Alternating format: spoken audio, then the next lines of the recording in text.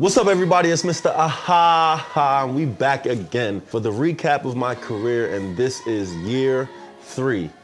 Previously, I was in my second year, obviously, second division France in Quimper, and now I'm heading to Orléans. Not New Orleans, Orléans. Okay, all right. Chima, focus, man. Mr. Aha. Hey. Falling to Akbekus like a beast. Hey. Now me be the captain of our ship. Sail.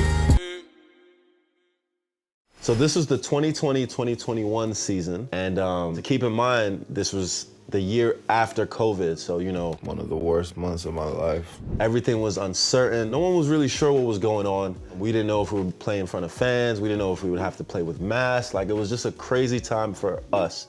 Obviously for you watching this as well, because you lived through COVID. But it was different. We went into that season with a lot of uncertainty, and I was just grateful that I had a job. So this is my livelihood, and obviously I wasn't sure what I would do. So this season was probably the most different season, you know, starting the year off, not knowing what to expect. But anyway, I got the call that I'm signing with Orléans.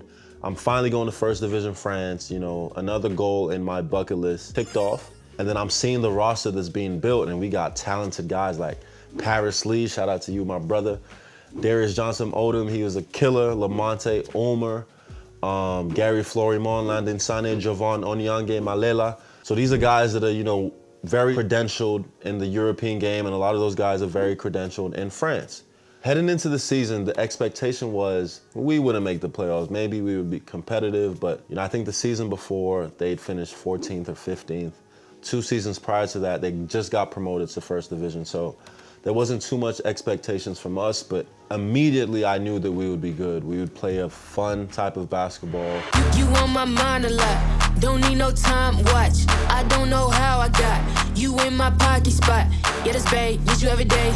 You like my eyes. We've had super athletes on the team, and I just knew that it was gonna be exciting. I didn't know how good it would be. But you know, starting off the year, I remember a very memorable moment. The very first game we played Cholet, and we won by 40, and it was at home. And I remember, like, I think 3 of us had 22 points, and it was a blowout, and it was dunks, and it was threes, and it was celebrations and talking shit. And I just knew that it would be a good year. And it didn't really go like that at the start, and I ended up getting injured in November. I talked about this in one of my previous videos, but I'm gonna talk about it again.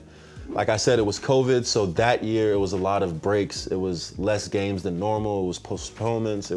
Things were happening, and you just needed to be prepared because the schedule was on paper, but things could change very, very quickly. So it was like mid-November. I'll never forget it. We were playing a friendly game against Le Mans, and I felt like we played them 7 or 8 times that year. It was crazy. But I'm at the very end of the game. I'm talking less than 2 or 3 minutes left in this friendly game. I go up to challenge a block, and I'm gonna show the clip right here, but I go up and challenge a block, and my legs get taken out from under me. I have no control, and I fall down, and I land on my back. I knew something was wrong immediately, and I dislocated my shoulder, and it was brutal. I was very scared, I was nervous, I was in shock, I was sad, I was upset, I was everything that you could imagine. I thought I would need surgery. Thankfully, I didn't need surgery, but it ended up being a 10-week process to get back to the game. And I'll say when I came back, you know, it was late January or early February. I wasn't the same player. I needed like 2 weeks, I would say, to get back to being myself. So a 3-month period where I was out, you know, it was brutal. But then aside from myself, we dealt with so many injuries that year. Darius Johnson Odom, he tore his Achilles, so he was out for the season. Paris Lee, he was carrying the load for us, and then he like strained his hamstring. Lamont got injured, Gary Florimon got injured. So there was a period where we were playing with genuinely 6 or 7 professional players and like 2 or 3 young guys. And a lot of teams would have quit in this moment. So after these injuries, a lot of teams could have gone, you know, their separate ways and just packed it up, because genuinely at that point there was no reason for us to be competitive. But you know, we stuck together, we rallied around each other, the guys that were there. And honestly, like, we put up a good fight and won some games that people wouldn't have expected us to win. And then we got some reinforcements in Tajir McCall and Jamel Morris. Shout out to you guys.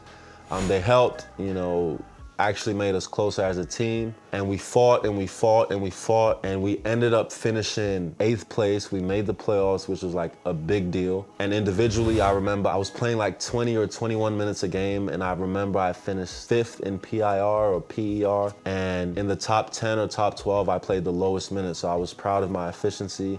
I was coming off the bench for most of the games, and then, you know, towards the end of the season, I started starting and, you know, killing even more. The team did well. Paris Lee was like the man.